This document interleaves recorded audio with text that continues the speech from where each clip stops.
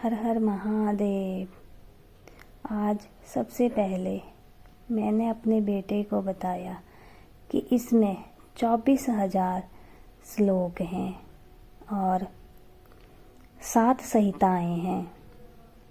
फिर हमने शिव महापुराण के दूसरे अध्याय को पढ़ना शुरू किया। उस अध्याय में लिखा था कि मनुष्य अगर ना समझी और नादानी में कोई पाप करता है तो उस पाप के दंड से बचने के लिए वे इस पवित्र ग्रंथ को केवल सुन लेता है तब भी वे पापों से मुक्त हो जाता है। तो उसका एक छोटी सी कहानी के रूप में वर्णन है। इसी गांव में एक ब्राह्मण रहता था। उसका नाम देवराज था। वे बहुत ही पापी और दरिद्र था। वे पैसों के लिए लोगों को लूटता था और उनको मार डालता था। वे बहुत ही पापी ब्राह्मण था। एक दिन वे नहाने के लिए नदी के किनारे गया। वहाँ पर उसने एक वैश्य को देखा। दोनों ने एक दूसरे को देखा और मन ही मन एक दूसरे को पति पत्नी मान लिया। हालांकि वे ब्राह्मण पहले से ही शादीशुदा था। फिर दोनों पति पत्नी की तरह व्यवहार करने लगे। एक दिन देवराज ब्राह्मण ने पैसों के लिए अपने सोते हुए माता पिता और पत्नी की हत्या कर दी।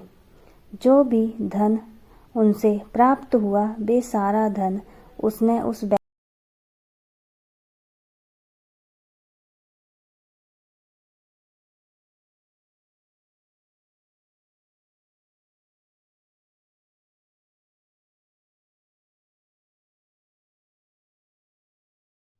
वैश्य को दे दिया। काफी समय तक यह पाप चलता रहा। फिर एक दिन देवराज ब्राह्मण को देवयोग से झूसी प्रयाग नामक तीर्थ स्थान पर जाने का मौका मिला। वहां पर वे एक देवालय में ठहरा था जहां पर पास में एक शिवालय था। उस शिवालय में शिव महापुराण की कथा चल रही थी। देवराज ब्राह्मण को बहुत तेज बुखार हुआ और 1 महीने तक उसे वहां पर ही रहना पड़ा और गलती से उसने शिव महापुराण की कथा सुन ली। जब 1 महीने के बाद शिव महापुराण की कथा संपूर्ण हुई तो देवराज ब्राह्मण ने भी अपना शरीर त्याग दिया और उसे यमराज के दूत यमपुरी से लेने आए और उसे रस्सियों से बांधकर अपने साथ ले गए। जब शिवपुरी में इस बात का पता शिव के पार्षदों को चला तो वे क्रोध में आकर यमपुरी गए और देवराज ब्राह्मण को अपने साथ शिवपुरी ले आए। इस तरह देवराज ब्राह्मण ने अपने पापों से मुक्ति पाई। फिर मैंने अपने बेटे को बताया कि इसका मतलब ये नहीं कि आप गलत काम करो और ये ग्रंथ पढ़ने से आप पापों से मुक्ति पा लोगे।